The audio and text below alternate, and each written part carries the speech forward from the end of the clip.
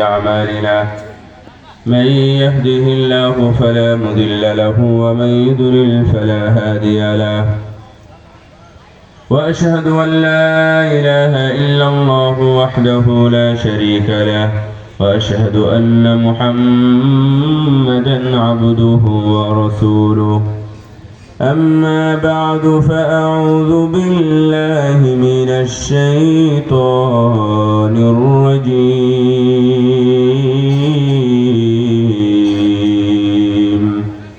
بسم الله الرحمن الرحيم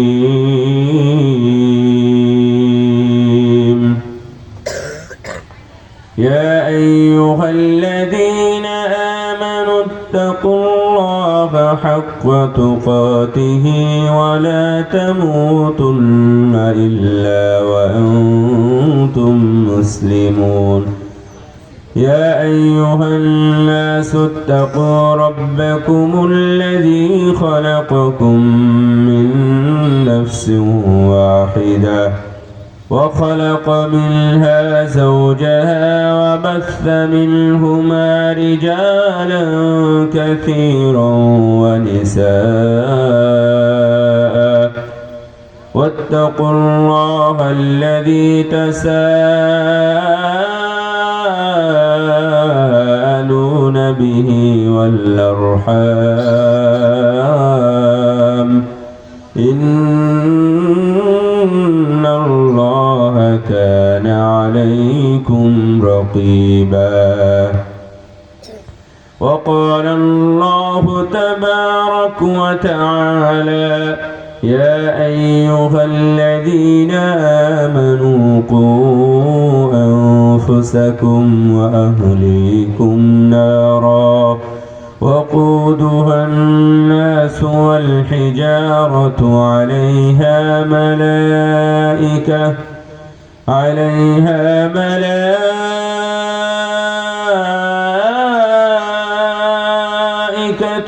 غلاظ شداد لا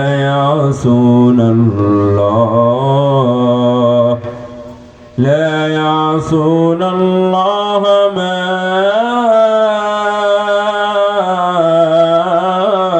أمرهم ويفعلون ما يؤمرون.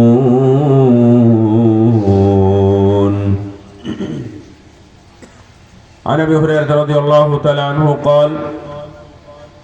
قال رجل لرسول الله صلى الله عليه وسلم إن فلانة تذكر من كثرة صلاتها وصيامها وصدقتها ولكن تؤذي جيرانها بلسانها قال هي في النار.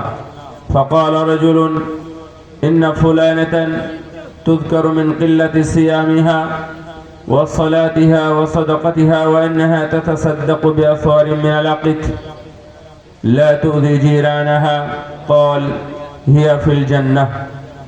رواه أحمد. وعن أبي هريرة رضي الله تعالى عنه قال رسول الله صلى الله عليه وسلم ما من مولود إلا يولد على الفطرة فأبواه يهودانه أو ينصرانه أو يمجسانه كمثل البهيمة تنتج البهيمة هل ترى فيها جدعا. رواه البخاري.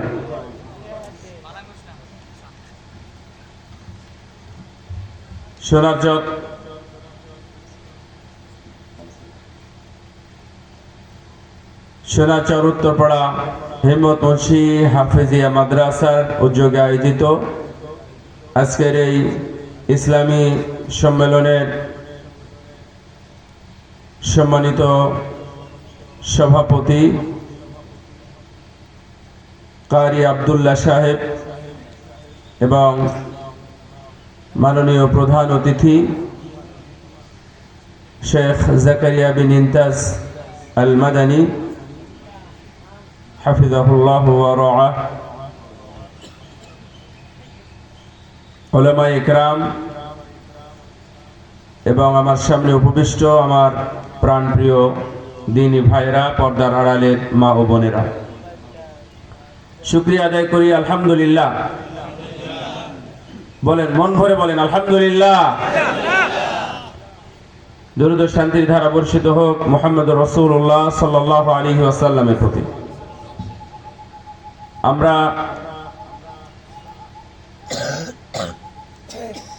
আমাদের দেশের প্রচলন হলো রাত 12টার পরে মাহফিল। ফজরটা যেন পাক্কা কামাই হয়, মানে নিশ্চিত হয়ে তারপরে আমরা মঞ্চ ত্যাগ করি।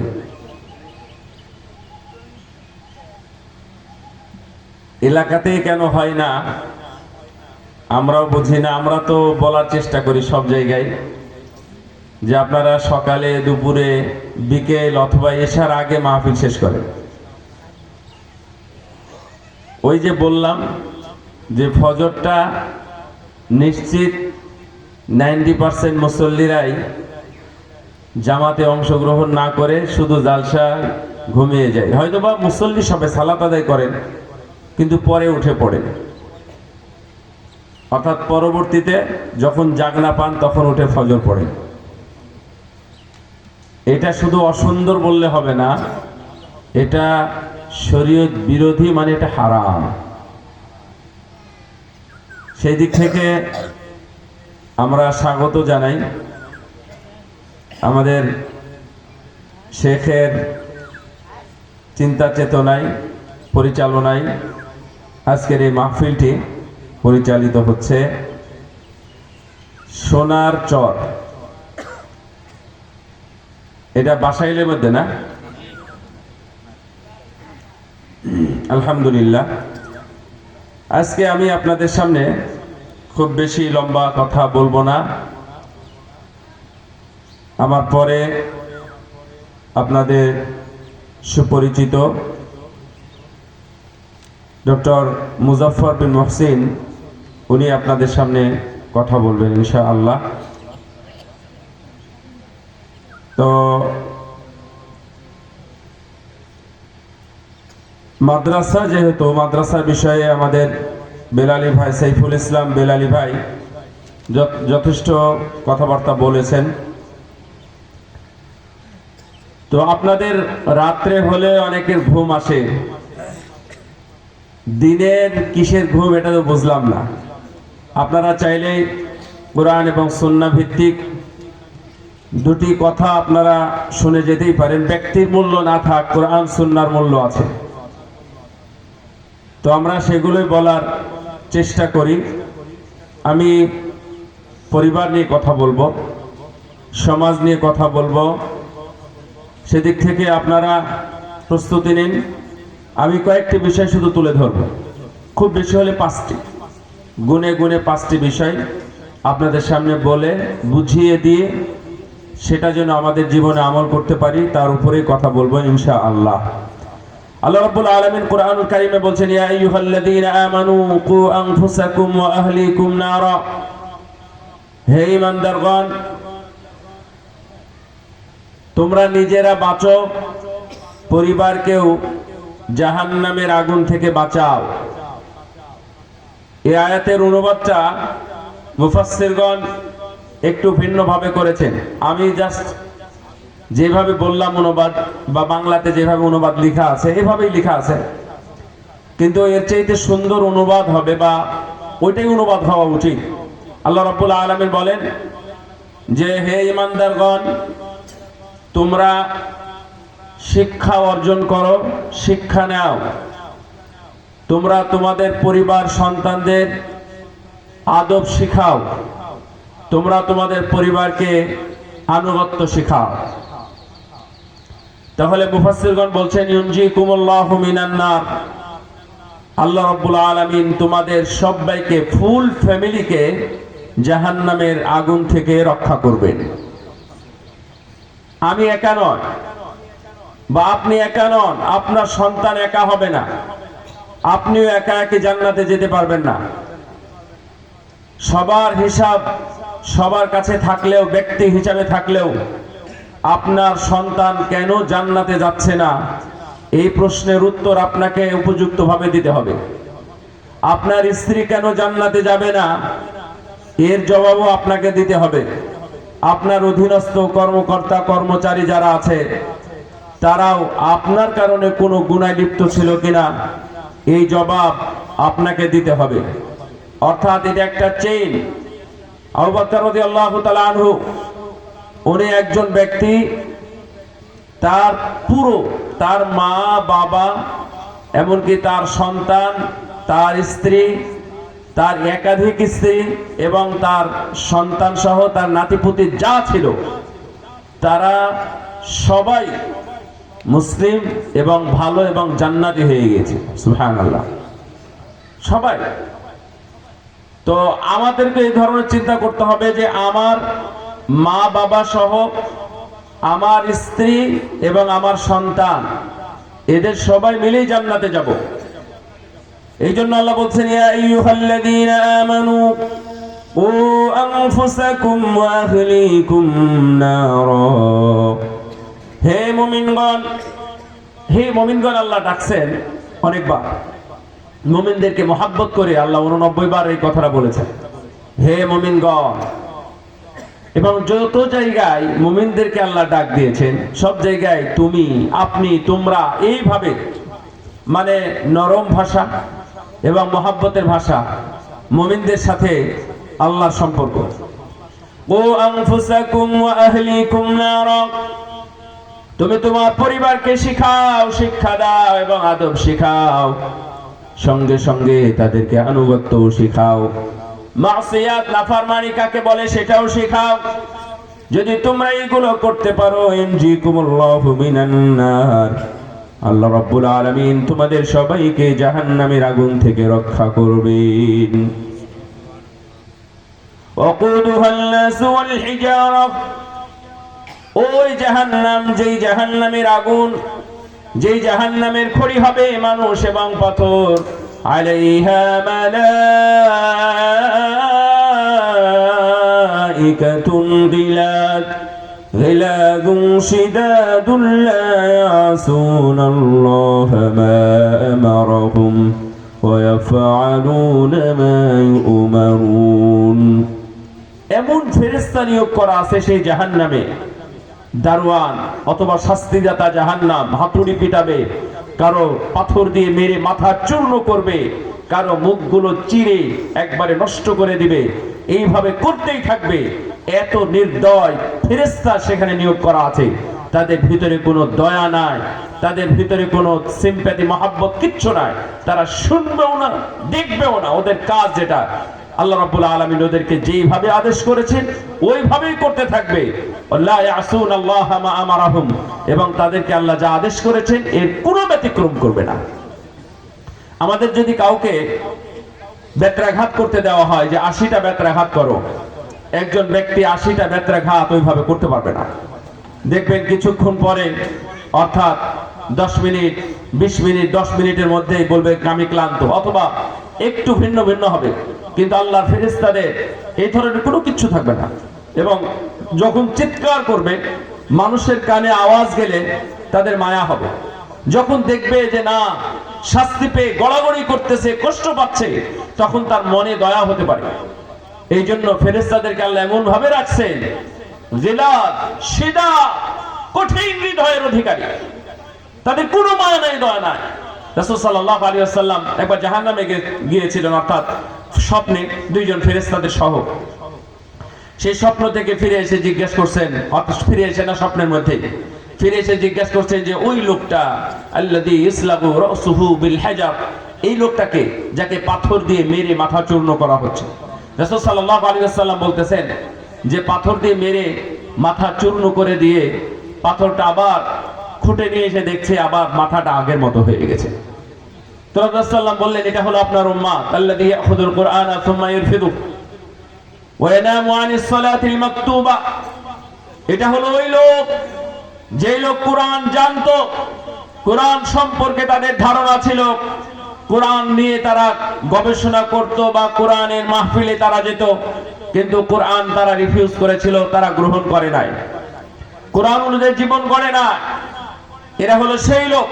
আরেকটাকে, যারা ফরজ সালাত ছেড়ে যারা ঘুমিয়ে থাকতো, ফরজ সালাত ছেড়ে যারা ঘুমিয়ে থাকে, আল্লাহ রাব্বুল আলামিন তাদেরকে এই শাস্তির ব্যবস্থা করেছেন, কন্টিনিউ বিরতিহীন তাদেরকে এইভাবে পাথর দিয়ে মেরে মাথা চূর্ণ করা হবে। জাহান্নামের একটা শাস্তির কথা বললাম।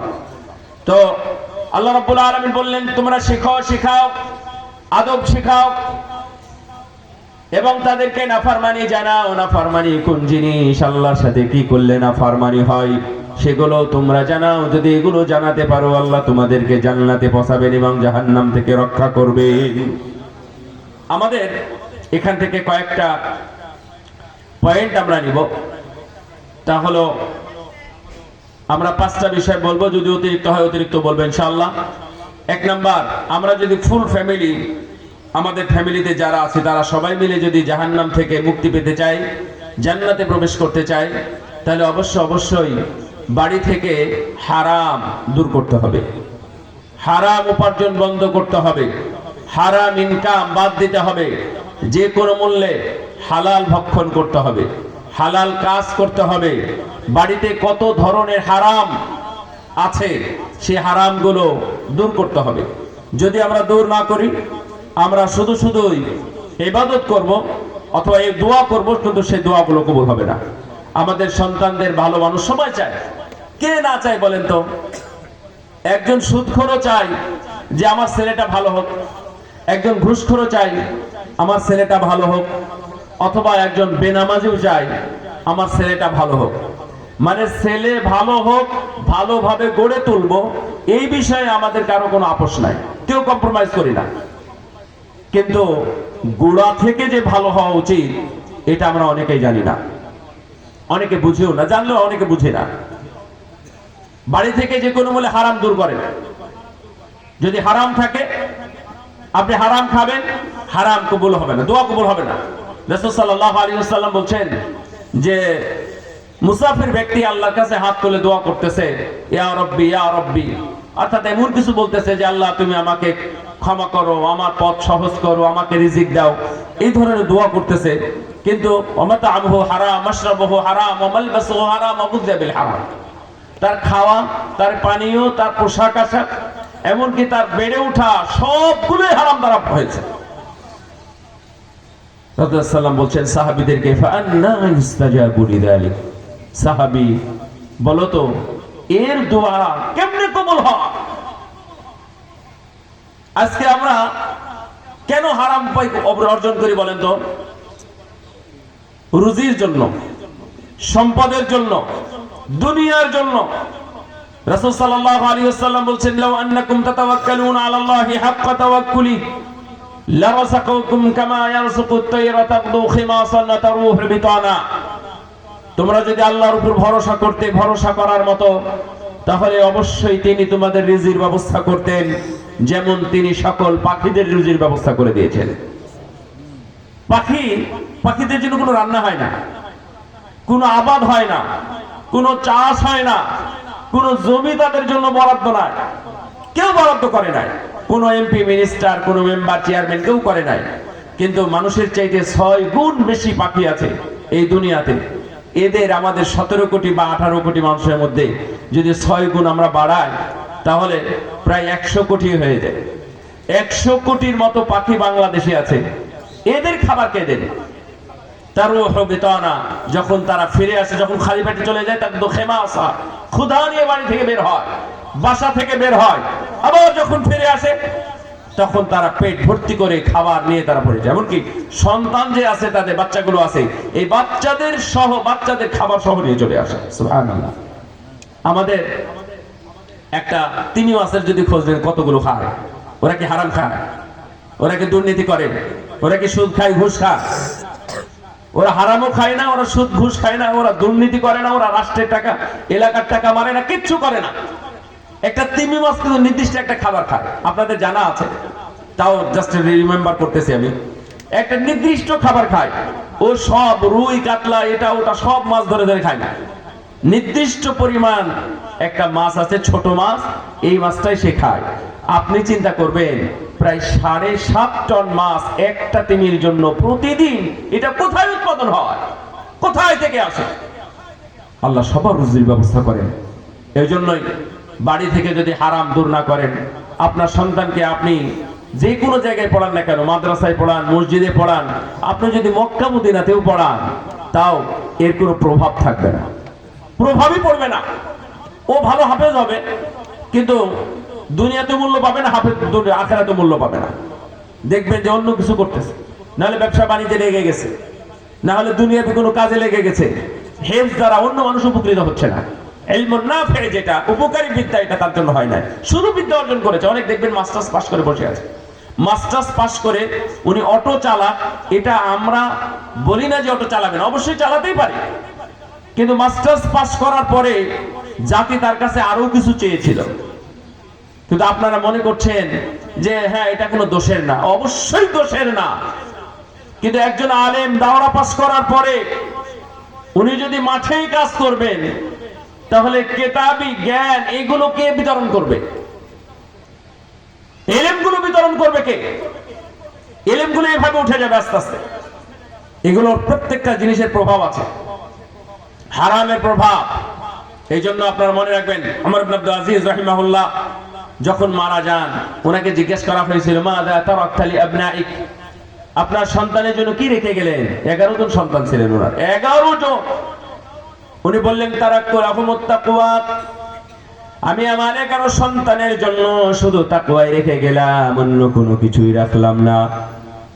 তারাকতু লাহুমুত তাকওয়া ফাইন কানু সালিহিন ফাল্লাহু ইয়াতাওয়াল্লাস সালিহিন, যদি তারা ভালো হয় এবং তাকওয়ার উপরে থাকে, মহান আল্লাহ তাদের দায়িত্ব নেবেন। ওয়া ইন কানু গায়রা যালিক, যদি তারা তাকওয়ার উপরে না থাকে, আমি তাদের জন্য এমন কোন সম্পদ রেখে যাব না যেই সম্পদটা আল্লাহ ছাড়া অন্য কোন পথে ব্যয় হয়। হয়তোবা জুয়া খেলবে, নষ্ট করবে, অথবা অবৈধ ব্যবসা করবে, হারাম ব্যবসা করবে, আমার টাকা দিয়ে, আমার টাকা, আমার উপার্জিত সম্পদ তাদের জন্য রেখে যাই না। কারণ ওরা যদি খারাপ পথে ব্যয় করে, তাহলে এর জন্য আমি গুনাহগার হতে পারি। সেই জন্য তাদের কোনো টাকা পয়সা নাই, টাকা নয়, গাড়ি নয়, বাড়ি নয়, কোন ধরনের শপিং মল অথবা প্লট বলেন, ফ্ল্যাট বলেন, কোনো কিছুই না, শুধুমাত্র তাকওয়ার উপরে রেখে গেলেন। মুকাতিল ইবনে সুলাইমান রাহিমাহুল্লাহ বলেন, ফারাআইতু আহাদা আবনাই উমর ইবনে আব্দুল আজিজ রাহিমাহুল্লাহ, আমি একজন সন্তানকে দেখেছি, ইয়াতাসাদ্দাকু লিল জিহাদি ফি সাবিলিল্লাহি মিয়াতা ফারাস, আমি একজন সন্তানকে দেখেছি আল্লাহর রাস্তায় জিহাদের জন্য 100টি করে ঘোড়া দান করতেছে। সুবহানাল্লাহ। যারা, উনিও 150 হিজরিতে মারা গেছেন, ইমাম আবু হানিফা 150 হিজরিতে মারা গেছেন। যেই দিন খলিফা মনসুরের বায়াত হয়, খলিফা মনসুরের বায়াতের দিনে উপস্থিত হলে খলিফা মনসুর বলছিলেন, মাশাআল্লাহ আপনি এসেছেন, অনেক বড় মানুষ, মুকাতিল ইবনে সুলাইমান, তো আমাকে কিছু নসিহা করেন। তখন উনি বললেন, ওয়াইদুকা বিমা রাআইতু ওয়া মা সামি'ত, আমি যেটা চোখ দিয়ে দেখেছি সেটা বলবো, নসিহা করব নাকি কানে শোনাটা নসিহা করব? তখন উনি বললেন যে ইদনি মা রাআইত, মা রাআইতা, আপনি আপনার চোখ দিয়ে যেটা দেখেছেন সেটাই বলেন। তখন উনি বললেন, আমি উমর ইবনে আব্দুল আজিজের সন্তানদেরকে দেখেছি আল্লাহর রাস্তায় 100টি করে ঘোড়া দান করছে এক একজন সন্তান। কোন টাকার উপর রেখে গেছেন ওনারা? ইতিহাসে পাওয়া যায় মাত্র 18 দিনার রেখে গিয়েছিলেন। 9 দিনার কাফন দাফনে শেষ, 9 দিনার 11 সন্তান ভাগ করে নিয়েছে। তাহলে উল্লেখযোগ্য কোনো ভাগ হয় 11টা? কোনো কিছুই না। তার মানে কোনো কিছুই দিয়ে যান না তাদেরকে, শুধু তাকওয়ার উপরে রেখে গেছেন। আর আজকে আমরা বাড়ি গাড়ি ইত্যাদি সব কিছু রেখে যাই সন্তানদের জন্য। এই সন্তানদের জন্য রেখে যান, মরার পরে কা বুঝবেন। সন্তান দেখবেন মৃত্যুর পরে খানা দানার আয়োজন করেছেন, সন্তান দেখবেন টাকা পয়সা দিয়ে হারাম কোনো ব্যবসা বাণিজ্যের পথ বের করেছে, টাকা পয়সা আরো বেশি অর্জন করার পথ বের করেছে, যেখানে হালাল হারাম কোনো পরোয়া করা হয় না। দেখবেন সিগারেটের ব্যবসা করতেছে, না হলে সিগারেট কোম্পানিতে চাকরি করতেছে, না হলে জর্দা খায় অথবা জর্দার ব্যবসা করে। এই ধরনের হারাম দিয়ে আমাদের ভরপুর আমাদের বাড়িটা। ভাইরা আমার, বাড়ি থেকে হারাম মুক্ত করেন। বেপরদাটাও কিন্তু হারাম, এই হারামটা দূর করবেন। দায়ুসগিরি এটাও হারাম, এটাও বাড়ি থেকে দূর করবেন। এখন পর্যন্ত আপনাদের সুন্দর মুখের দাড়িগুলো এখনো রাখেন না, অনেকে চেঁচে ফেলে, সাবধান, এটাও হারাম, এটা শরঈ হারাম, এটা খাবার সাথে সম্পর্ক নাই। কিন্তু এটাও শরীয়তে হারাম। হারাম কাজ আপনি করতেছেন, আবার আল্লাহর কাছে দোয়া করতেছেন। দাড়িবিহীন মানুষ আল্লাহর কাছে দোয়া করছেন, আপনার কাছে একটু মনে হয় না যে আমি এখনো পাপ করতেছি? গতকালকে একজন ডাক্তার কি বলেছেন শুনেন। ডাক্তার বলতেছেন যে আমরা যেই কারণে হার্টে রিং পরাই, কি কারণে বলেন তো? খাদ্য অভ্যাস বা খারাপ খাদ্য অভ্যাসের কারণে হার্টে রিং গুলো পরাতে হয় বা ব্লক হয়ে যায়। তো রিং পরানোর পরে আবার যদি উনি ওই খাদ্য অভ্যাস নিয়ে নেন বা ওই খাবারগুলো আবার গ্রহণ করেন, তাহলে রিং পরানোতে কোনো লাভ হবে? লাভ হবে? তো আপনারা আল্লাহর কাছে দোয়াও করতেছেন, আবার হারাম কাজও করতেছেন। আপনাদের যদি জিজ্ঞাসা করা হয় আপনারা কে কে জান্নাতে যাবেন, হয়তো সবাই হাত তুলবেন, নারীরাও হাত তুলবেন। কিন্তু নারীরা যদি বেপরদায় থাকে আবার হাত উঠায় যে আমি জান্নাতে যাব, তাহলে বেপরদায় থেকে আশা করলে কি হয়? না। এই হারামগুলো রিমুভ করতে হবে বাড়ি থেকে। আল্লাহ যেন আমাদের সহজ করে দেন, আমিন। ইমাম বুখারী রাহিমাহুল্লাহ উনি বলতেছেন ওনার শেষ জীবনের কথা, ওনাকে যখন জিজ্ঞাসা করা হয়েছিল আপনার কি কারণ, এত বিদ্যা আপনার কেন, এত মুখস্থ রাখতে পারেন কেন? তখন উনি বলেছিলেন আমার মা আমাকে বলেছিলেন, বাবা যখন মারা যান, আমি যখন ছোটবেলায়, আমার ছোটবেলায় আমার বাবা মারা যায় ইসমাইল, তখন মাকে বলে গিয়েছিলেন মা আ'লামু ফি মালি দিরহামান মিন হারামিন আও শুবহা, আমার জানা মতে আমার উপার্জিত সম্পদের মাঝে একটি টাকাও হারাম উপার্জন নাই। শুধু হারাম নয়, সন্দেহ হয় যে হারাম অথবা হালাল দুই হতে পারে, এই মানের কোন টাকাও, একটা টাকাও আমার সম্পদের মধ্যে না। এই জন্য ইমাম বুখারী রাহিমাহুল্লাহ, আপনারা জীবনী পড়বেন, আমাদের পড়ার সময়টা একটু কম, ওনার জীবনী পড়ে দেখবেন যে উনি সারা জীবন নিজেরটা খেয়েছেন,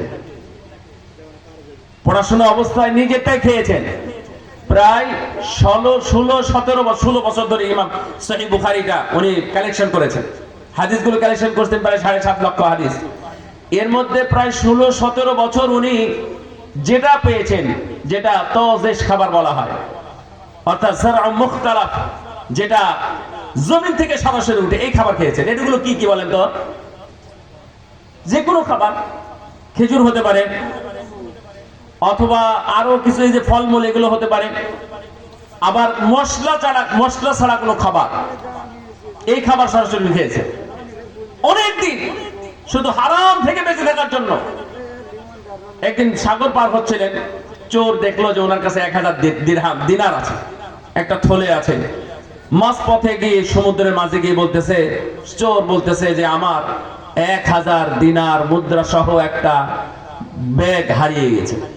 ওনার টার্গেট কি বলেন তো? ইমাম বুখারীর কাছ থেকে এই 1000 দিনারটা নিবে। তো সবাই খোঁজাখুঁজি শুরু করেছে, পাই না, বলতেছে আমার সন্দেহ হয় এই ছেলেটা মনে হয় নিয়েছে। ঠিক আছে, তো খুঁজেছে, খোঁজার পরে যখন পাই নাই, তো চোর বেটাকেই আসামি বানিয়ে তাকে একটু উত্তম মাধ্যম পিটানি দিয়েছে। পরে এসে জিজ্ঞেস করতেছেন এই চোর বেটা যে আচ্ছা তোমার কাছে 1000 দিনার ব্যাগটা ছিল, সেই ব্যাগটা কই? তখন বললেন যে বেটা, এই 1000 দিনারের বিনিময়ে তুমি আমার সম্ভ্রম, তুমি আমার সৌন্দর্য, তুমি আমার পবিত্রতা নষ্ট করতে চেয়েছিলে, যে আমাকে চোর বানাবে না। আমি 1000 দিনার পুরোটাই পানির মধ্যে ফেলে দিয়েছি, সমুদ্রের মধ্যে ফেলে দিয়েছি। আল্লাহু আকবার। আমার মনে হয় 1000 দিনার সেই সময়ে এখন 100 কোটি টাকার সমান। সেটা তিনি ফেলে দিয়েছিলেন কেন জানেন? যে আমার গায়ে যদি দাগ লাগে, মুহাদ্দিসিনদের এটাই নীতি ছিল, যদি কোনোদিন একদিন প্রমাণ হয় যে আসলেই চুরি করেছে, তাহলে মুহাদ্দিসরা কখনো তার কাছ থেকে হাদিস নেবে না। যদি একদিন প্রমাণ হয় উনি জাল হাদিস বলেছেন, জেনে শুনে জাল হাদিস, আমাদের তো একবারে হর হামেশা চলতেই আছে। এই যে চলতেছে যে 20 ফেব্রুয়ারি বা 19 ফেব্রুয়ারি হচ্ছে প্রথম সিয়াম। রাসূল সাল্লাল্লাহু আলাইহি ওয়াসাল্লাম বলেছেন যে যে আগে সংবাদটা দিবে তার জন্য জাহান্নামের আগুন হারাম হয়ে গেল। এই যে হাদিস রাসূল, আমি গতকালকেও শুনেছি, একবার নগদ শুনেছি গতকালকে। এটা তো হাদিস না, এটা জাল হাদিসের মতো পর্যায়ে পড়ে না। এই হিসাবেই মানুষের সামনে প্রচার হচ্ছে।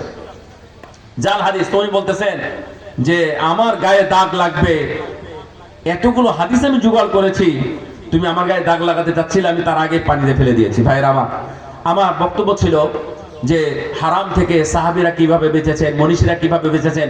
আয়েশা রাদিয়াল্লাহু তাআলা আনহা বলছেন যে যায়েদ ওনার গোলাম ছিল, একটা কিছু খাবার নিয়ে এসে রেখে দিয়েছে, আবু বকর রাদিয়াল্লাহু তাআলা সেটা নিয়ে খাওয়া শুরু করছে। তখন এসে বলতেছেন আপনি কি খান?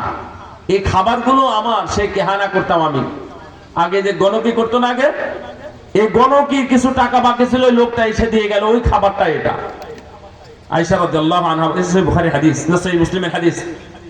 তো উনি বললেন যে এইভাবে হাত ঢুকিয়ে দিয়ে ওয়াক ওয়াক করে বমি করে সব ফেলে দিলেন। কারণ হারাম ভিতরে ঢুকলে সেই শরীর জান্নাতের জন্য উপযুক্ত থাকে না, এই শরীর জাহান্নামের জন্য উপযুক্ত হয়ে যায়। এই জন্য ভাইরা আমার, আপনি আপনার সন্তানকে শুধু মানুষ করতে চান, আমরাও জানি যে মানুষ করতে চান মৌখিকভাবে, বাস্তব যদি করতে চান হারামগুলো দূর করে। আবার কিছু মানুষ আছে, জিজ্ঞাসা করি যে আপনি হারাম খান? না খাই না। শরীর গোস্ত খান? যে না খাই না। কেন খান না? এটা হারাম। তাই শরীর গোস্ত চাইতে আরো মারাত্মক হারাম হচ্ছে সুদ, এটা খায়। আসলে রুচি হলে শরীর গোস্ত খেতে, রুচি হয় না তাই খায় না। মদ, একটা হাদিসে আসছে আব্দুল্লাহ ইবনে আমর ইবনে আস রাদিয়াল্লাহু তাআলা থেকে বর্ণিত, উনি বলতেছেন আমি নবীর কাছ থেকে শুনেছি দুনিয়ার সবচেয়ে বড় গুনাহ হলো মদ খাওয়া। আপনারা যেটা জানেন সেটাও ঠিক আছে। উনি জিজ্ঞেস করলেন শোনো তোমরা কি জানো বড় গুনাহ কোনটা? তো বলতে কেন শিরক হলো বড় গুনাহ? তো বলছে না, আমি রাসূলের কাছ থেকে শুনেছি সবচেয়ে বড় গুনাহ হলো মদ খাওয়া। সবচেয়ে বড় গুনাহ হলো মদ খাওয়া। কেন? রাসূল সাল্লাল্লাহু আলাইহি ওয়াসাল্লাম বলছেন বনি ইসরাইলের যুগে একজন বাদশা একজন অপরাধীকে ডেকে নিয়ে এসে বললেন এখানে 4টা অপশন আছে, যে কোনো একটা তোমার দ্বারা করতেই হবে, যদি না করো তাহলে পঞ্চম অপশন তোমাকে হত্যা করা হবে। প্রথম অপশন হলো এখানে শরীর গোস্ত আছে, খাও, না মদ আছে খাও।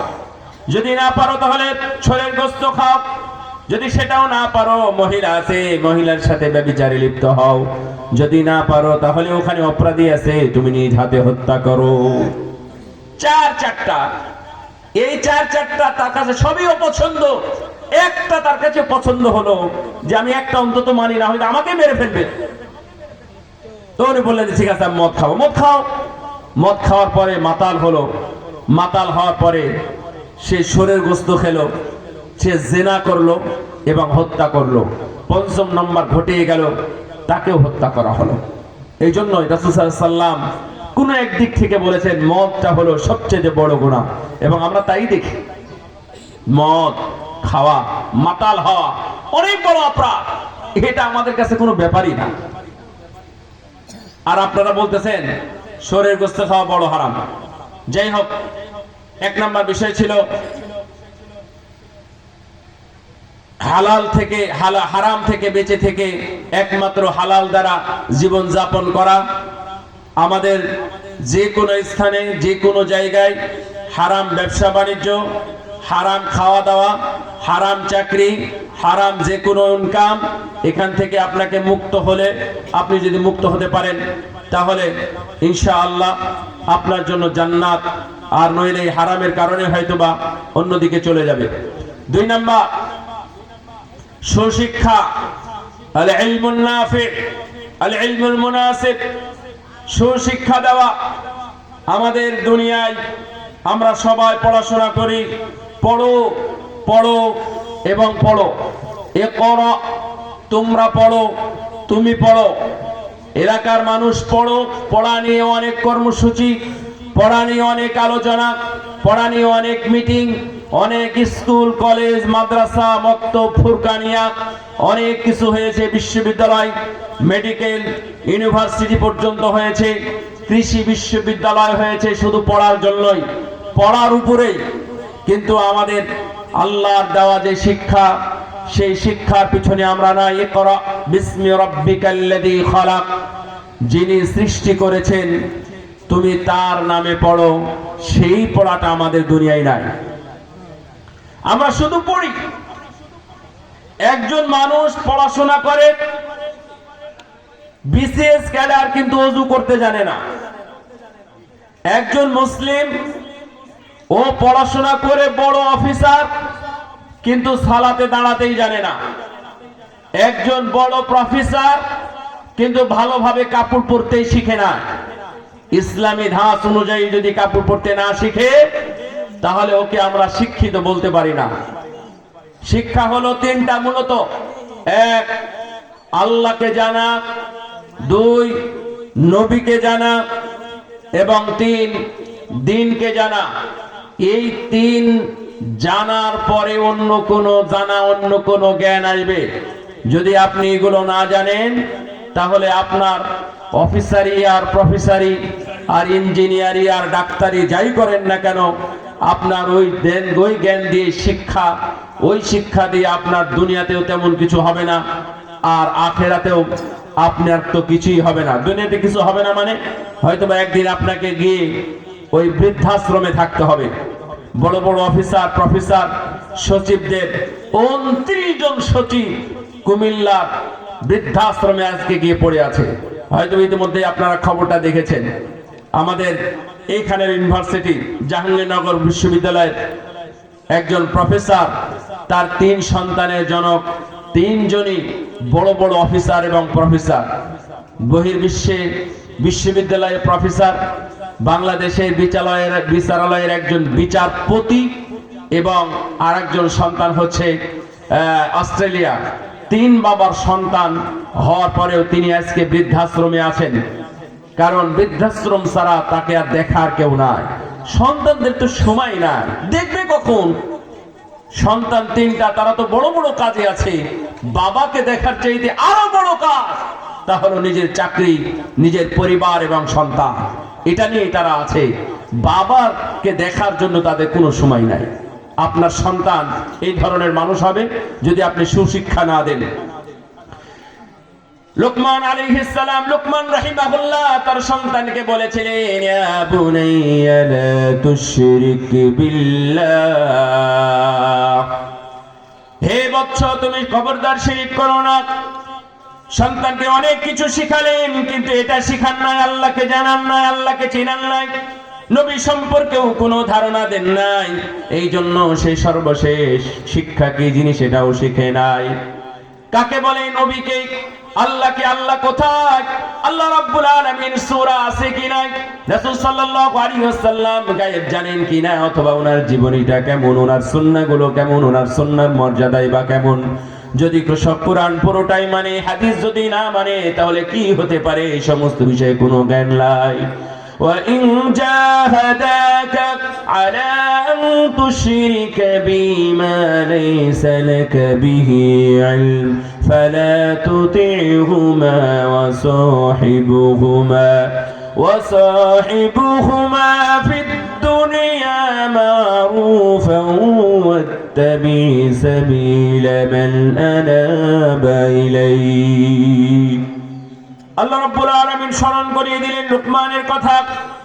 তার ছেলেকে বলেছিলেন, শোনো, যদি এমন কোন বিষয় তোমার উপর চলে আসে যে বিষয়ে তোমার জ্ঞান নাই, যে আল্লাহকে ছোট করা হয়, আল্লাহর সাথে শিরক হয়ে যায়, এমন কোন আদেশ তোমার মা বাবা যদি তোমাকে করেন, তাহলে সে আদেশ শুনিও না। ওই আদেশের আনুগত্য করার কোনো প্রয়োজন না। আপনার মা বাবা মুরগি দিতে পাঠায়, মুরগি নিয়ে পাঠায় এক জায়গায়, যা মাজারে দিয়া, খবরদার। যদি আপনার মধ্যে সুশিক্ষা থাকতো, শিক্ষা থাকতো, আপনি মুরগি কেন, ডিম নিয়েও আপনি সেখানে যেতেন না, ডিম নিয়েও আপনি সেখানে যেতেন না, মাজারে পীরের দরবারে মাথা নত করতে। এই শিক্ষাগুলো প্রত্যেক নবী এবং রাসূল, আপনি জানেন নবী এবং রাসূল দুনিয়াতে কেন আসছিলেন বলেন তো আপনারা? বলেন, নিজের সন্তান মানুষ করতে নাকি দাওয়াতি কাজ করতে? রিসালা প্রকাশ করতে এসেছিলেন, তাই না? দেখেন, কোন আল্লাহ কোরআন আয়াত আপনি পাবেন না যে তার সন্তানের জন্য আল্লাহ রাব্বুল আলামিন কিছু বলেছেন যে তুমি তোমার সন্তানকেও মানুষ করো। এটা থাকলে খুবই কম আছে। কুল্লি আজওয়াজিক ওয়া বানাতিক ওয়া নিসাইল মুমিনিন, এভাবে বলেছেন। অর্থাৎ নবী রাসূল, প্রত্যেক নবী রাসূল তার সন্তানকে ভালো শিক্ষাটাই দিয়েছে, ভালো শিক্ষার পিছনে উনি কাজ করেছেন। আর আপনি এত কিছু বড় বড় গাড়ি করলেন, বাড়ি করলেন, ব্যবসা বাণিজ্য, টাকা পয়সা সবকিছু উপার্জন করলেন, কিন্তু শুধুমাত্র সন্তানদেরকেই ভালো শিক্ষাটা দেন নাই, নিজেও গ্রহণ করেন নাই, সন্তানদেরকেও শিক্ষা দেন নাই। ইয়া বুনাইয়া আকিমিস সালাতা ওয়া'মুর বিল মা'রুফি ওয়ানহা আনিল মুনকারি ওয়াসবির আলা মা সাবাক ইন্না যালিকা মিন আজমিল উমুর। হে বৎস, সালাত আদায় করো, ভালো কাজের আদেশ করো, খারাপ কাজ থেকে নিষেধ করো। যদি কোনো সময় কোনো বিপদ আপদ আসে তাহলে তোমরা ধৈর্য ধারণ করো, ধৈর্য ধরো। লোকমান তার সন্তানকে এইভাবেই শিখিয়েছিলেন। মা বাবা হচ্ছে এখানে মূল ফ্যাক্ট। রাসূল সাল্লাল্লাহু আলাইহি ওয়াসাল্লাম বলছেন, ফাআবাওয়াহু ইউহাব্বিদানিহি আও ইউনাসসিরানিহি আও ইউমাজ্জিসানিহি। সব সন্তান ভালো, ভালোর উপরই জন্মগ্রহণ করে। মা বাবা তাকে ইহুদি বানায়, খ্রিস্টান বানায় এবং অগ্নি পূজক বানায়, সিগারেট খোর বানায়, হারাম খোর বানায়, বেপরদা বানায়। আপনি আপনার সন্তানকে, আচ্ছা একটা মেয়েকে, আপনার 15 থেকে 20 বছর বয়সের মেয়েকে কি আপনি মাঝখানে নিয়ে এসে বসাবেন? বুদ্ধি যদি থাকলে আমরা কি বসাবো? কেউ বসাবো না, এটা আমরা সবাই রাজি আছি। কিন্তু আপনার বুদ্ধি থাকার পরেও আপনার মেয়েকে ছেলেদের মাঝে ফেলে রেখে আসলেন কেন? এখানে তো মাশাআল্লাহ ভালো মানুষ, এখানে সবাই টুপিওয়ালা, দাড়িওয়ালা, বয়স্ক মানুষ, আল্লাহওয়ালা ম্যাক্সিমাম। আর আপনি যেখানে রেখে আসলেন ওখানে আল্লাহওয়ালা কেন? আল্লাহর নাম বলারও কোনো লোক নাই। আপনি আপনার মেয়েকে সেখানে গিয়ে রেখে আসলেন, ভালো কিছু শিখবে এই আশায়। এ তো গুড়ে বালি। আপনি ভুল পথে ওখানে আগিয়েছে। আর আপনার ছেলেকে যেখানে গিয়ে দিয়ে আসলেন কেন? আপনার ছেলে বড় হয় নাই? আপনার ছেলের 15, 17, 18 বছর বয়স হয় নাই? ওর ক্লাস 9, 10 এ পড়ে।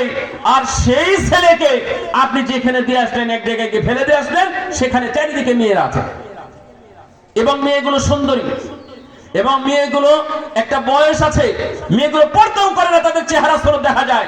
আর এই ছেলেকে কি আপনি মেয়েদের মধ্যে ফেলে দিয়ে আসলেন? আপনার একটু লজ্জা থাকার দরকার। এই ওয়াজ অনেক হয়, বহুত ওয়াজ করেছে, এগুলো আমাদের ফিরে আসতে হবে। ভাইরা আমার, আমরা সময় শেষের দিকে যাব। তো আমাদের শিক্ষাটা এখানে বললাম 3টা শিক্ষা। কি কি মনে আছে বলেন তো? আল্লাহকে জানা, নবীকে জানা, দিন জানা। এই তিনটা জ্ঞান যদি আপনার মধ্যে না থাকে তাহলে আমি আপনাকে জ্ঞানী বলতে পারি না, এবং কেউ দুনিয়াতে কেউ জ্ঞানী হবে না যদি মুসলিম হয়ে থাকে। 3 নাম্বার, সন্তানকে তো শিখাবেন, সাথে আদবও শিখাবেন। আদব যদি না শিখান তাহলে বেয়াদব তৈরি হবে। আর বেয়াদব মানে আরো খারাপ, অশিক্ষিতের চাইতে বেয়াদব বেশি খারাপ। বুঝেননি মনে হয়? আমাদের সমাজে শিক্ষিত কিন্তু বেয়াদব, এ কি ভালো? অশিক্ষিত কিন্তু ভদ্র, ভালো নাকি খারাপ? এ গ্রহণযোগ্য। আপনি ওর সাথে আপনার মেয়েকে বিয়ে দিবেন, ও মেয়েটা যদি অশিক্ষিত হয়, যদি আদব থাকে, শিষ্টাচার থাকে, ভদ্রতা থাকে, আপনি দেখবেন ওকে আপনার বাড়িতে বউ করে নিয়ে আসবেন। কিন্তু শিক্ষিতা, সুন্দরী, আরো যদি বেয়াদব হয়, বেয়াদবি করে রাস্তাঘাটে কারোর সাথে, তাহলে ওই মেয়েকে আপনি নিজেও আপনার বাড়িতে বউ করে নিয়ে আসবেন না। তার মানে আদবের দাম বেশি। এই জন্য ইমাম মালিক রাহিমাহুল্লাহ উনি বলতেছেন, আমার মা যখন আমাকে পাঠালেন মক্তবে বা মাদ্রাসায়, তখন আমার মা আমাকে বললেন, বাবা যাও, তুমি ইলম অর্জন করতে যাও, তবে আগে গিয়ে উস্তাদের কাছে আদবটা শিখিও। ইবলিসের পরহেজগারিতা ছিল, তাকওয়া ছিল, ইলম ছিল, কি ছিল না? আদব ছিল না। অকুসিদ ফি মাশিক ওয়াগদুদ মিন সাউতিকা ইন্না আনকারাল আসওয়াতি লাসাউতুল হামির। এটা আদব। বাবা খবরদার দম্ভ ভরে চলো না। যখন চলবা তখন মধ্যম পন্থা, অর্থাৎ স্বাভাবিকভাবে চলবা। মাথাটা যেন উঁচু না থাকে, বুক ফুলিয়ে মাথা উঁচু করে এইভাবে চলাফেরা করে। আপনার ছেলেকে 15 বছর বয়স, 12 বছর বয়স বাইক দিয়েছেন কেন? ও যে চলাফেরা করে, আপনাদের দেখে একজন মুরব্বীর নাম বলবেন যে এই মুরব্বীটা খারাপ বলে না। সবাই ভালো বলে না, খারাপ বলে? খারাপই বলে। তো বদদত আপনি এইভাবে পেয়ে যাচ্ছেন। তা আপনার সন্তানকে হোন্ডা দিলেন, এটা বাইক দিয়ে আপনি ওর সর্বনাশা ডেকে নিয়ে আসলেন। মুগ্ধের কথা আপনাদের মনে আছে? বরগুনা রফিকুল হুদার সন্তান, এটিএম শামসুল হুদার ভাতিজা। ও বাবার কাছ থেকে হোন্ডা চেয়েছিল, বাইক চেয়েছিল। তো বাবা বুঝেছেন যে না, এতদিন যা হয়েছে অতিরিক্ত হয়ে গেছে, বাইক দিলেও আরো বেশি হবে, বাইক দাপিয়ে বেড়াবে, বদমাস বদবাখ কিছু সন্তানদের, ছেলেদের, যুবকদেরকে নিয়ে এলাকার বালিকা বিদ্যালয় অথবা মহিলা কলেজের সামনে গিয়ে তারা দাঁড়িয়ে থাকবে, তারা নষ্টামি চোখে দাঁড়িয়ে থাকবে, এটা হবে না। উনি লাগাম টেনে ধরতে চেয়েছিলেন, বলছিলেন যে না, তোমাকে বাইক দেওয়া হবে না। কিন্তু এতদিনে তার যা সর্বনাশ হওয়াটা হয়ে গেছে, কারণ ও তো একটা পর্যায়ে পৌঁছে গেছে। আপনি তখন যদি বলেন বন্ধুরা সবাই জানে যে আমি বাইক পাবো, আর আপনি বলতেছেন বাইক দেবে না, ও মেজাজ খারাপ হয়ে বাড়িতে রাখা পেট্রোল নিয়ে এসে বাবার গায়ে ঢেলে দিয়েছে। 2017 সালের ঘটনা, বাবার গায়ে ঢেলে দিয়ে পুড়িয়ে মেরে ফেলেছে। এটিএম শামসুল্লাহ আপনাদের পরিচিত না? ফখরুদ্দিনের আমলে যিনি নির্বাচন কমিশনার ছিলেন, ওনার আপন ভাতিজা। কিন্তু আমি আপন ভাতিজা এবং ভাইয়ের গল্প বললাম। এক সপ্তাহ দুনিয়াতে ছিলেন, তারপরে মারা গেছে। এক আগুনে 70% পড়ে গেছে বাড়ি। ঢাকার চামিলিবাগের ঐশীর কাহিনীও আপনাদের মনে আছে, 13 সালের কাহিনী, যদিও আজকে 13-14 বছর আগের কথা, কিন্তু এটা সত্য।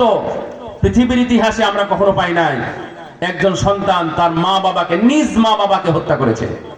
দুনিয়াতে আর কখনো ঘটে নাই। ঘটেছে বিভিন্ন ভাবে, 2-4 জন মিলে হত্যা করেছে, 2-4 বছরে হত্যা করেছে, কিন্তু এট এ টাইম, একদিনে, এক সময় এবং একাই ঐশী তার মা বাবাকে হত্যা করেছে। অস্ত্রধারী মা বাবা। ও পুলিশ ছিল না, পুলিশ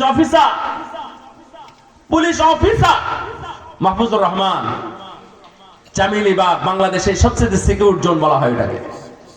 সেই সিকিউরিটি যুক্ত এলাকায় সন্তান তার মা বাবাকে একসাথে হত্যা করলো। শুধুমাত্র সন্তানের দোষ নয়, ও বাহিরে ঘোরাফেরা করতো, রাত্রে তালা মারা থাকতো, চাবি পেত কোথায়, বাহন পেত কোথায়, বাহন দিত কে, রাতে টাকা দিত কে নাইট ক্লাবে যাওয়ার জন্য, এত টাকা খরচ করার জন্য কোথায় পেত, কি ইনকাম করতো, মাত্র 13 বছর বয়সের বাচ্চা। এইসব উত্তরগুলো বের করে নেবেন। সন্তান যদি মানুষ করতে চান তাহলে যেগুলো বললাম এটা করবেন। আজকে 22 লক্ষ ছাত্র পরীক্ষা দিয়েছে 2025 সালে। 22 লক্ষের মধ্যে 22 লক্ষের 20 লক্ষ হচ্ছে জেনারেল, 2 লক্ষ হচ্ছে মাদ্রাসা। যদিও মাদ্রাসার আমি বলবোই না, মাদ্রাসার আরো অবস্থা খারাপ। তারপরেও তো ওরা কোরআন হাদিস কিছু পড়ে তো ওরা পড়ে গেছে। তাহলে 22 লক্ষের 20 লক্ষই হচ্ছে এসএসসি পরীক্ষার্থী, আর 2 লক্ষ সামথিং বা 2 লক্ষ মাইনাস, প্লাস না, 2 লক্ষ মাইনাস হচ্ছে মাদ্রাসা শিক্ষার্থী। তাহলে কত পার্সেন্ট আমরা, আমাদের দেশে হিন্দু বেশি না মুসলিম বেশি গো? এরা যারা পড়াচ্ছে কে হিন্দু না মুসলিম? সবাই মুসলিম, নাম কষ্ট মুসলিম। কি করবেন? এইসব ওয়াজ তেমন করে লাভ নাই। আমরা সবাই নিজ নিজ ঠিক হবো। সন্তানকে আদব শেখান ভাই। সন্তানকে দেখেন আদব কিভাবে শিখে, মায়ের কাছ থেকে শিখতে হয়, মা এবং বাবার কাছ থেকে। এটা খুব গুরুত্বপূর্ণ কথা। সন্তানকে আদব শিখাবে মা বাবা, কোন প্রতিষ্ঠান না। প্রতিষ্ঠান আদব দেয় না, এটা রক্ত থেকে আসতে হয়।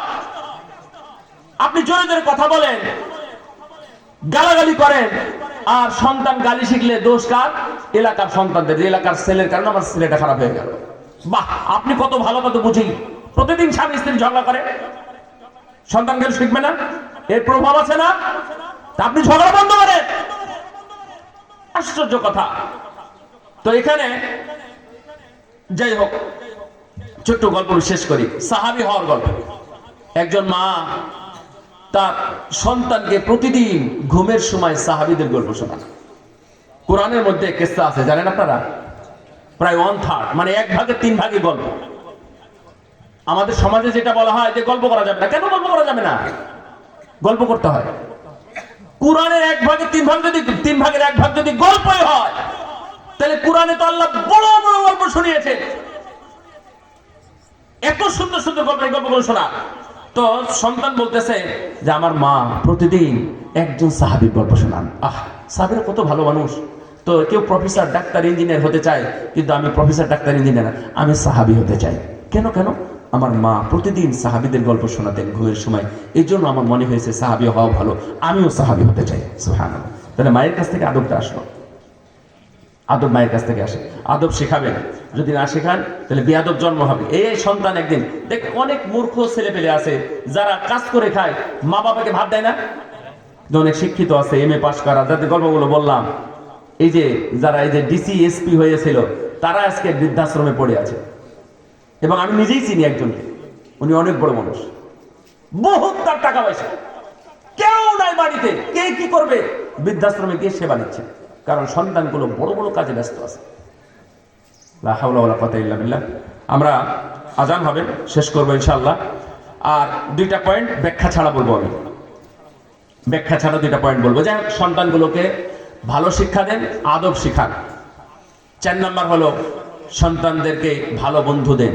যদি এর মধ্যে চলে আসবে, কিন্তু এটা মুজালাসাতুস সালিহিন গুরুত্বপূর্ণ অংশ, কুরআনুল কারীমের মধ্যে আছে, এবং নাজাত পাওয়ারও একটা কারণ মুজালাসাতুস সালিহিন হওয়া, ভালো বন্ধু হওয়া, ভালো মানুষের সাথে উঠা বসা করা। এবং লাস্ট মনে রাখবেন, দোয়া করা সন্তানদের জন্য। আমাদের এখানে আসরের আজান হয়ে এখনই সালাত হবে, সালাত পরেই আলোচক করবেন।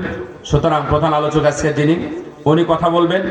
আপনারা যারা আশেপাশে আছেন তারা চলে আসবেন, মা বোনেরা সহ যারা আসবেন, গুরুত্বপূর্ণ আলোচনা হবে ইনশাআল্লাহ। তো শেষের কথাটা হলো দোয়া করবেন সন্তানদের জন্য। সব নবী সন্তানদের জন্য দোয়া করেছেন, সুবহানাল্লাহ। ইব্রাহিম আলাইহিস সালাম তার সন্তানদের জন্য দোয়া করলেন, আল্লাহ দোয়া এমন ভাবে কবুল করলেন, 2 সন্তানকে আল্লাহ নবী বানিয়ে দিলেন।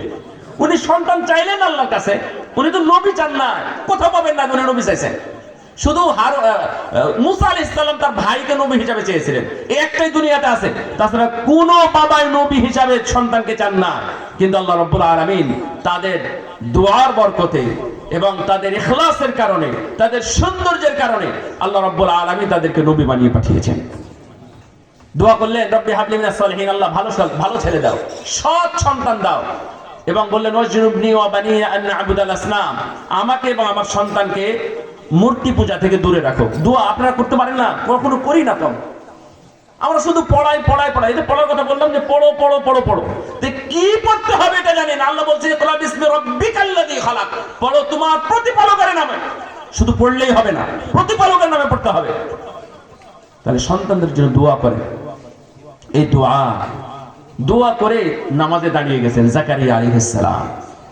নামাজে দাঁড়িয়ে গেছেন গভীর রজনীতে ফেরেশতারা এসে নামাজের মধ্যে খবর দিয়ে গেলেন যে আল্লাহ আপনার দোয়া কবুল করে নিয়েছেন, আপনার জন্য একটা সন্তান কবুল করেছেন, সন্তানের নামও দিয়েছেন ইয়াহইয়া, সে নবী হিসাবে দুনিয়াতে আসবে।